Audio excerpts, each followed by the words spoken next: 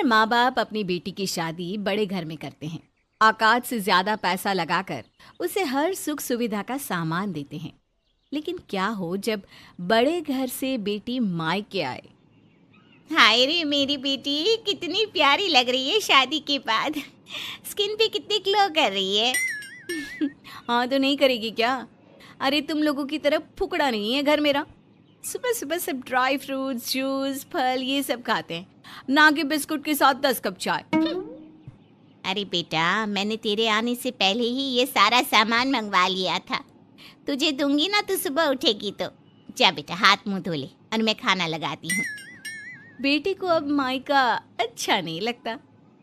कहाँ तो ऊंची ऊंची दीवारें, महंगे कालीन, लंबी लंबी कार दरवाजे में, और कहाँ ये सड़े मोहल्ले वाला घर। शाम को पिता ऑफिस से घर आते हैं, बेटी को देखकर खुश हो जाते हैं और उसे जैसे ही गले लगाते हैं, ओ पापा बाहर से आए हैं, कपड़े तो बदलिए। कैसी बदबू आ रही है आपके पास से, जैसे हम लोगों के घर के नौकर चाकर से आती है, दूर। बेटी की बात सुनकर पिता को परेशानी होती है, क्योंकि ये वही बेटी है जो पिता के आने का इंतजार करती थी। वो उसके लिए खाने पीने की चीज लाया करते थे। लेकिन अब क्या हो गया उसे? अब उसे पिता गरीब लगते हैं। अगली सुबह बेटी उठकर ड्राइंग रूम में आती है। बेटा, कैसी नींद आई? पूरी रात आराम से सोई ना? बेटी तो मानो ये सवाल सुनते ही भड़क जाती है। क्या क्या बोली जा रही हूँ माँ? कैसे नींद आएगी इस घटिया गद्दे में? पता है मेरे कमरे का गद्दा 2 लाख रुपए का है। यहाँ तो पूरी कमर की बैंड बच जाती है। माँ, या तो गद्दा नया लो या मुझे बुलाया मत करो। अरे पर बेटा, यही वो गद्दा है जिसमें तू चैन से सोया करती थी। माँ, सोया करती थी वो जमाना गया। क्या हूँ वो देखो। अरे मैं परेशान हो रही हूँ इस छोटे से कमरे में। खिड़की भी खुलती है तो गली में। मेरे ससुराल की खिड़की खोलो तो सामने समंदर दिखता है, समंदर पता भी है। पिता बेटी की बात सुन रहा था। उसे याद आता है कि कैसे कर्जे से उसकी बेटी की शादी उसने बड़े घर में की। माना ससुराल वाले दहेज के लालची नहीं थे, एक पैसा नहीं लिया, लेकिन शादी में बारातियों का अच्छा स्वागत और तोहफे ही देने में पिता की बैंड बज गई थी। क्या सोच रहे हैं पापा? वैसे माँ, मैं क्या कह रही थी कि मैं जब जाऊंगी ना वापस ससुराल तो कुछ अच्छा देना मुझे, और मेरे घर वालों के लिए वो चांदनी चौक वाला सामान ना ले आना, समझी? डिजाइनर सामान लाना। अच्छा मैं कमरे में जा रही हूँ, नौकर को बोलना वही खाना दे देगा। बेटी चली जाती है। पीछे रह जाते हैं माता पिता, जो ये सोच रहे थे कि उन लोगों से गलती क्या हो गई, किस बात की सजा उसकी बेटी उन्हें दे रही है। माँ देखती है कि पिता के आंख में आंसू है तो वो गुस्सा हो जाती है। वो पिता को ऑफिस भेजकर ठान लेती है कि बेटी को सबक सिखा कर रहेगी। माँ कमरे में जाती है, हाथ में पानी की बोतल लेकर, और बेटी के कमरे में बैठ जाती है।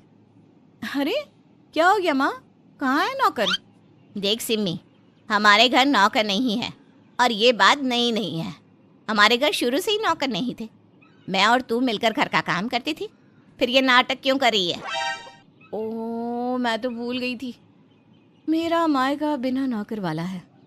क्या माँ, तू नौकर क्यों नहीं रख लेती? मैं नौकर कब कैसे कहाँ रखूंगी बेटा, ये तो मैं भी नहीं जानती। लेकिन तू एक काम कर, तू अपने ससुराल वापस चली जा। वो क्या है ना, तुझे परेशानी हो रही है ना यहाँ पर। बेटी घबरा जाती है।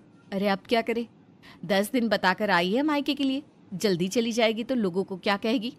ऊपर से ससुराल से ननद आई हुई है, उससे बचने के लिए तो मायके आई थी। माँ, क्या तू भी नाराज हो जाती है? मैं हूं ना, रुक मैं बना कर लाती हूँ चाय। तो इस तरह फिलहाल के लिए बेटी के सर से ससुराल की अमीरी का भूत तो उतर जाता है। और फिर शाम को, अरे सिम्मी, कहाँ रह गई? मैं और तेरे पापा टेबल पर सब्जी लेकर बैठे हैं। कम से कम तू गर्मा गर्म रोटी तो खिला दे। पिता बीवी की ओर देखते हैं कि ये क्या, जो बेटी सुबह तक नौकर का रोना रो रही थी वो रोटी बना रही है। सिम्मी जल्दी से रोटी लेकर आती है, पिता को देती है, फिर माँ को। थोड़ी पतली बेटा, थोड़ी पतली। हम लोग ऐसी मोटी मोटी गरीबों जैसी रोटी नहीं खाते हैं, क्यों जी? बेटी जो कि रौब दिखा रही थी, उसे अब मायके के काम में लग जाना पड़ा था। अगली सुबह, अरे सिम्मी, जल्दी से झाड़ू लगाकर बर्तन कर दे। वो क्या है ना, मैं पोछा लगाकर नहा लूंगी, फिर खाना बना लूंगी। माँ क्या बात कर रही है? काम वाली तो थी ना तेरे घर में, झाड़ू पोछी वाली, वो कहाँ गई? वो क्या है ना, तुझे देख कर भाग गई। बोल रही थी जब तक दीदी है तब तक मैं भी कुछ दिन रेस्ट कर लूं। अब क्या था, हमारी सिम्मी हाथ में झाड़ू लेकर झाड़ू लगा रही थी कि पति की वीडियो कॉल आ जाती है। हाय रे, इनकी वीडियो कॉल, मैं तो तैयार भी नहीं हूँ, क्या करूँ? सिम्मी फटाफट झाड़ू छोड़कर बिस्तर पर बैठ जाती है और हाथ में सेब पकड़कर पति से कहती है, क्या कर रहे हैं जी, मेरी याद नहीं आ रही है क्या आपको? अरे कुछ नहीं, वो क्या है ना, माँ और दीदी को लेकर ज्वेलरी शॉप गया था। मैंने तुम्हारे लिए ये हीरे की अंगूठी ली है, देखो कैसी है। हाय रे, बहुत सुंदर, बहुत ही सुंदर। मन कर रहा है कि अभी आ जाऊं आपके पास। आ जाऊं क्या? बोलो ना। तभी पीछे से माँ आवाज देती है, सिम्मी, झाड़ू लगा ली कि नहीं? ओहो, तो तुम घर का काम कर रही हो, मैंने डिस्टर्ब कर दिया तुम्हें। चलो कर लो, बाद में बात करता हूँ। अरे बहू तो मायके में झाड़ू भी लगाती है, लेकिन मजाल है ससुराल में नौकर ना आए तो एक कप चाय भी खुद ले ले। रहने दे उसे वहीं, अकल ठिकाने आ जाए तो ले आना। पति फोन रख देता है। सिम्मी को माँ पर गुस्सा आ जाता है। वो माँ के पास जाती है। क्या है माँ, थोड़ी देर शांत नहीं रह सकती थी क्या? क्या हो जाता है तुझे? क्यों इतना ज्यादा बोलती है मेरे ससुराल वालों के सामने? पता है वो लोग क्या बोल रहे थे? हाँ, यही कि तेरे ससुराल में एक दिन नौकर ना आए तो तू एक कप चाय भी नहीं लेती। सिम्मी तेरी सास चाहती तो बड़े घर की अमीर परिवार की लड़की को बहू बनाती, लेकिन क्योंकि तू एक साधारण परिवार से थी, उन्हें लगा कि तू उनके सुख दुख में काम आएगी, समझेगी। लेकिन नहीं, तू तो। सिम्मी को अपनी गलती समझ में आती है। उसे रोना भी आता है कि जिस माँ बाप ने एक एक पैसा जोड़कर उसका भला किया, उसने उन लोगों के साथ क्या किया। माँ मुझे माफ़ कर दे, मैं समझ गई जीवन का क्या मायने होता है। अब तो बैठ, देख मैं कैसे पूरा घर चमका देती हूँ। और हाँ, खाने की भी चिंता मत करियो। माँ बेटी को गले लगा लेती है। शाम को पिता आते हैं तो पहले की ही तरह सिम्मी पिता के गले लगती है, उन्हें खाना देती है। और रात को, क्या बात है बेटा, ये चटाई और तकिया लेकर कहाँ जा रही है? कहीं नहीं पापा, मैं यहीं ज़मीन में आप लोगों के साथ आप लोगों के कमरे में सोऊंगी। वो क्या है ना, 2-4 दिन में चली जाऊंगी फिर। बेटा, लेकिन वो लाखों का गद्दा। वो अलग बात है माँ, लेकिन तुम लोगों के साथ ज़मीन में भी लाखों के गद्दे की ही फीलिंग आती है माँ। कुछ दिन बाद समय आ जाता है जब सिम्मी को ससुराल जाना होता है। माँ के साथ वो एक साधारण सी दुकान में जाकर सबके लिए कुछ न कुछ सामान लेती है। माँ के पैसे ना लगाकर खुद के पैसे लगाती है और हंसी खुशी ससुराल चली जाती है। क्या बात है बेटा, बड़े दिन लगा दिए, घर का काम करना अच्छा लग रहा था। हाँ माँ जी, मैं तो एक साधारण परिवार की ही लड़की हूँ। बस शादी के बाद अचानक इतनी चमक धमक देख ली कि दिमाग खराब हो गया था, लेकिन अब सब ठीक है। माँ आप चाहे तो घर के सारे नौकर हटा सकती हैं, मैं खुद भी काम कर सकती हूँ, क्योंकि मैं एक ऐसे घर से आई हूँ जहाँ मायके में नौकर नहीं थे, हम खुद काम करते थे। सास बहू को गले लगा लेती है। नहीं नहीं सिम्मी, तू तो रानी है इस घर की। बस हम तो चाहते थे कि जो पैसे तेरे ससुर और पति ने कमाए हैं तू उनका सम्मान करे। तो सुधर गई, इतना ही बहुत है। जा अपनी गृहस्थी संभाल, क्योंकि माँ का नौकर नहीं बेटियां संभालती है, और ससुराल भी नौकर नहीं बहुएं देखती हैं। ईशा बहू, तूने मुझे अभी तक चाय नहीं दी। लाई माँ जी। ईशा बहू, मेरा आज का अखबार कहाँ है? लाई पिताजी। ईशा, मेरे कपड़ों पर प्रेस कर दो यार। बस 2 मिनट में कर रही हूँ नीलेश जी। ये है ईशा और उसका ससुराल। ईशा अपनी सास कल्याणी, ससुर सुरेश और पति नीलेश के साथ रहती है। वो अकेले ही सारा घर संभालती है और साथ ही जॉब भी करती है। इस वजह से ईशा के ऊपर दोहरे काम का बोझ होता है। वो दिन भर काम में लगी रहती। कल्याणी की बहू घर में सबका ध्यान रखती है, लेकिन उसका ध्यान कोई नहीं रखता। एक दिन कल्याणी अपनी बहू से कहती है, बहू, तू ऑफिस जाने के लिए तैयार हो गई? जी माँ जी, बस निकल ही रही हूँ। बहू, बहुत सारे कपड़े इकट्ठे हो गए हैं, तू धोकर ही चली जाती तो ठीक रहता। माँ, मुझे ऑफिस के लिए देर हो रही है, मैं छुट्टी वाले दिन धो दूंगी। बहू छुट्टी तो 3-4 दिन बाद होगी, तब तक तो और भी ज़्यादा इकट्ठे हो जाएंगे। एक काम कर, धो कर चली जा। ऑफिस में तुझे कौन सा कोई काम रहता होगा, फ्री ही तो होती होगी ना वहाँ पर। माँ जी ऑफिस में बहुत काम होता है, मैं ऑफिस से आकर कपड़े धो लूँगी। ईशा ये बोलकर ऑफिस के लिए निकल जाती है और शाम को घर आते ही कपड़े धोने बैठ जाती है। कपड़े धोने के बाद वो किचन की सफाई करती है और बाद में सबके लिए खाना बनाती है। तभी कल्याणी कहती है, क्या कर रही हो बहू? खाना बना रही हूँ माँ जी, बस बन ही गया। तूने बस सब्जी बनाई है, दाल भी बना ले बहू। तुझे पता है ना तेरे ससुर जी को रात में बस दाल ही पसंद है। ईशा अपनी सास की बात सुनकर दाल भी बना देती है। थोड़ी देर बाद सब खाना खाकर सो जाते हैं। ईशा भी अपने कमरे में जा रही होती है कि तभी उसकी सास कहती है, बहू सोने जा रही हो क्या? हाँ माँ जी सोने जा रही हूँ, आपको कुछ काम था क्या? अरे भला मुझे क्या काम होगा तुझसे। मैं तो ये बोल रही थी कि रात को गंदे बर्तन रखे रहना ठीक नहीं है। अरे धो देना सारे बर्तन। सुबह तू सबका नाश्ता बनाएगी तो तुझे ही परेशानी होगी। लेकिन माँ जी मैं थक गई हूँ, अब हिम्मत नहीं है, सुबह जल्दी उठकर धो दूंगी। अरे बहू ऐसे भी क्या हल चला लिया तूने जो तेरे अंदर हिम्मत नहीं है। आजकल की पीढ़ी को जितनी छूट मिली है उतना ही तुम लोगों से काम नहीं होता। हमारे ज़माने में कोई भी सुख सुविधा नहीं थी, फिर भी हम हाथ से ही घर का सारा काम करते थे। लेकिन माँ जी, अरे छोड़ बहू तू, लेकिन वैकिन ससुराल में रहने का और काम करने का सलीका होता है। पर लगता है तेरी माँ ने कुछ सिखाया नहीं तुझे। कल्याणी ने ईशा को खूब सुनाया। उसके बाद ईशा को बर्तन धोकर ही सोना पड़ा। ऐसे ही कल्याणी अपनी बहू से बहुत काम करवाती थी। एक दिन ईशा के ऑफिस की छुट्टी थी तो कल्याणी ने उससे कहा, बहू आज तो तेरी छुट्टी है, तो क्या करने का इरादा है? माँ जी कई महीने हो गए नीलेश जी और मैं कहीं बाहर घूमने नहीं गए, तो उनके साथ बाहर घूमने जाऊंगी। बहू जिस दिन भी तेरी छुट्टी होती है तू सैर सपाटे के बारे में ही सोचने लग जाती है। घर इतना गंदा पड़ा है, चारों तरफ जाले लगे हैं। थोड़ा घर की साफ सफाई के बारे में भी सोच लिया कर। अगर अचानक कोई मेहमान आ गया तो क्या करेगी? लेकिन माँ जी मैंने अभी 2 दिन पहले ही तो सारे घर की अच्छी तरह से साफ सफाई की है। बहू काम का तो बड़ा हिसाब किताब रखती है तू। कल ये काम किया था, आज वो काम किया है। हमने कभी तुम्हारी तरह नहीं किया।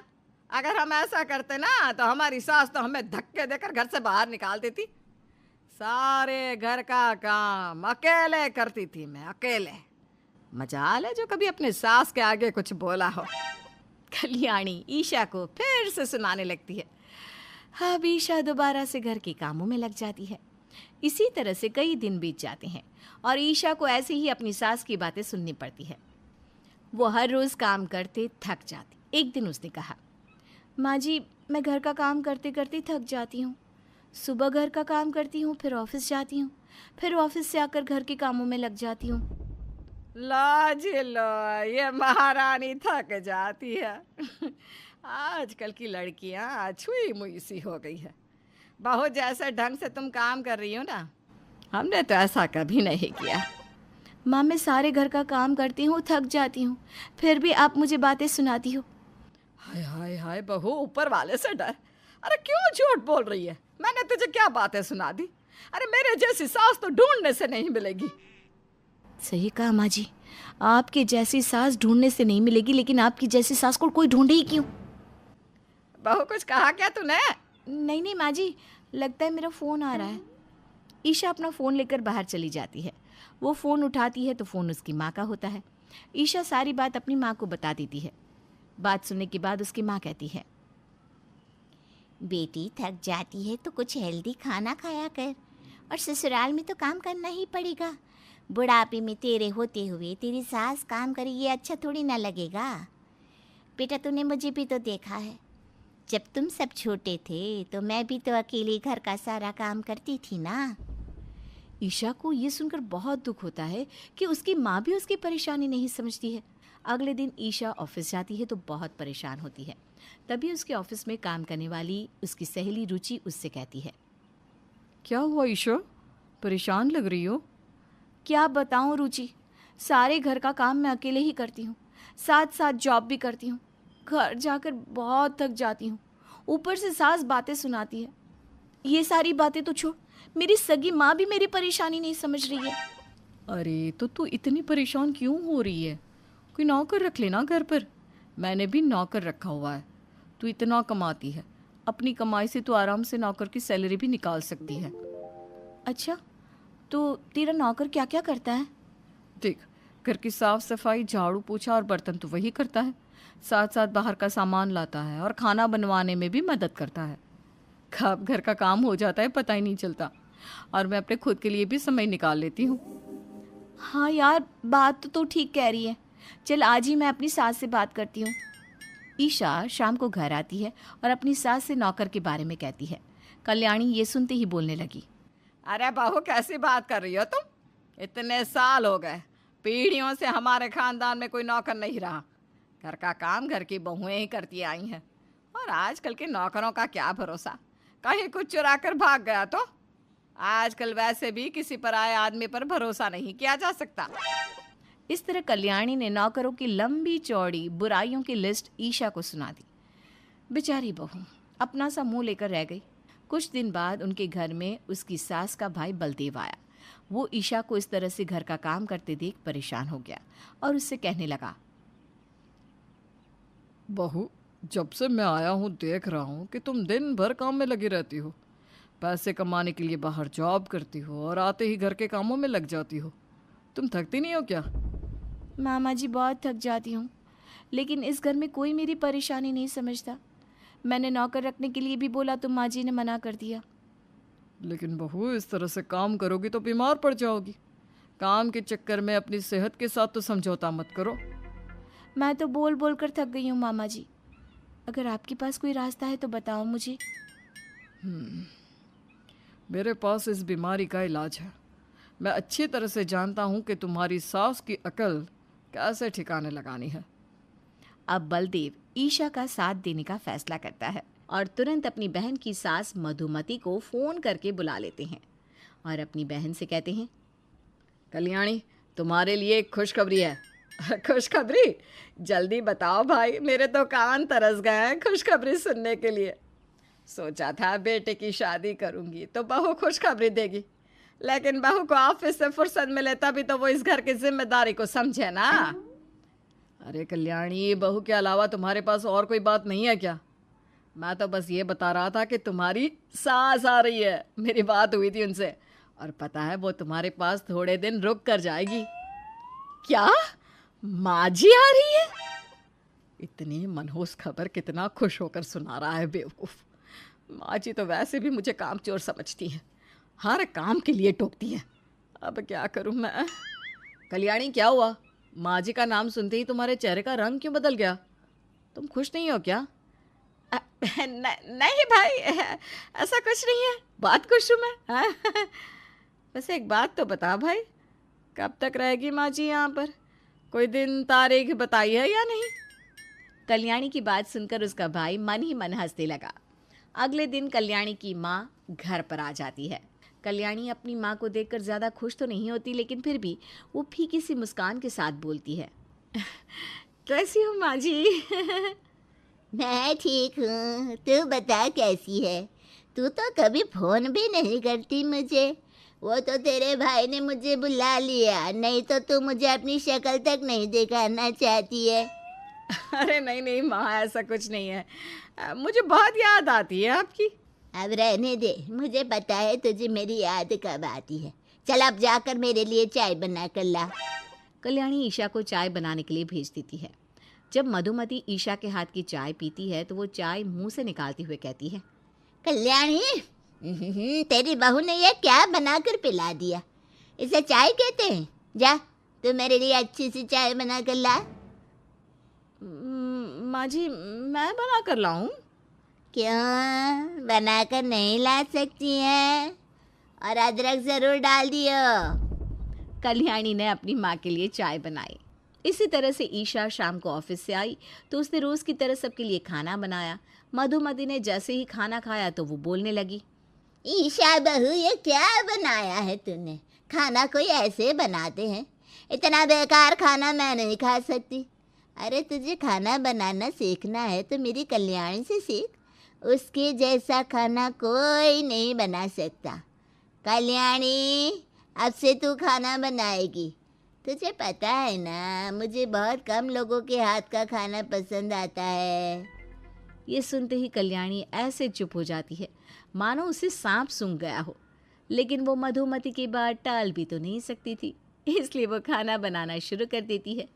इसी तरह से एक दिन ईशा कपड़े धो रही थी कि तभी वहां पर मधुमती आ गई और कल्याणी को जोर जोर से आवाज देने लगी। कल्याणी, कल्याणी। हाँ माँ जी, आपने बुलाया क्या? ये देख, तेरी बहू ने कैसे कपड़े धोए हैं। अरे वो जॉब करती है, सारे घर के काम अकेले करती है, तो जल्दी जल्दी के चक्कर में उल्टे सीधे कपड़े धो रही है, हैं? ईशा, जा तू अपने कमरे में। इतने गंदे कपड़े मैं नहीं पहन सकती। ईशा अपने कमरे में चली जाती है। तब कल्याणी कहती है, ये क्या माँ जी, आपने ईशा को क्यों भेज दिया? अब ये कपड़े कौन धोएगा? तू धोएगी, और कौन धोएगा? लेकिन माँ जी, मैं कैसे? जैसे धोती थी वैसे ही। अरे जब ईशा नहीं थी इस घर में तब तू ही तो धोती थी ना। चल, शाबाश बेटा, जल्दी से धो ले। हाँ, अरे एकदम साफ सुथरे धोना। मधुमती उससे काम देखकर चली जाती है। कल्याणी बेमन से कपड़े धोने में लग जाती है। ऐसे ही एक दिन मधुमती सुबह सुबह किचन में गई तो ईशा बर्तन धो रही थी। ईशा, तुझे ऑफिस नहीं जाना क्या? जाना है ना दादी जी। तो तू बर्तन क्यों धो रही है? जाकर तैयार हो जा। दादी जी, मैं बर्तन नहीं धोऊंगी तो कौन धोएगा? अभी बताती हूँ कौन धोएगा। मधुमती कल्याणी को आवाज लगाती है। कल्याणी, कल्याणी। क्या हुआ माँ जी, आप सुबह सुबह क्यों आवाज लगा रही हो? देख देख, तेरी बहू कैसे बर्तन धो रही है। ना तो साबुन ही सही से लगा रही है, ना ही पानी से ठीक से धो रही है। ईशा बहू, क्यों कोई काम ढंग से नहीं करती? अरे तेरी माँ ने तुझे कुछ सिखाया है या नहीं? इसकी माँ ने तो उसे कुछ नहीं सिखाया, पर मैंने तो तुझे बहुत कुछ सिखाया है ना। चल, अब ये सारे बर्तन धो और आज के बाद तू ही सारे बर्तन धोएगी। लेकिन माँ जी, मैं क्यों बर्तन धोऊं? क्यों नहीं धोएगी तू ये बर्तन? अरे तेरे घर का काम है, तू नहीं करेगी तो कौन करेगा? और हाँ, बर्तन धोने के बाद घर की अच्छी तरह से साफ सफाई कर देना। सारे घर में जाले लटक रहे हैं। ईशा, तुम जाओ ऑफिस के लिए, देर हो रही है ना। कल्याणी ऐसा ही करती है। वो सारे घर के जाले हटा देती है, लेकिन पंखा साफ करते हुए वो बहुत जोर से गिर जाती है। उसे चोट लग जाती है। हाय राम, गई मैं तो। कोई है क्या? मेरी मदद करो।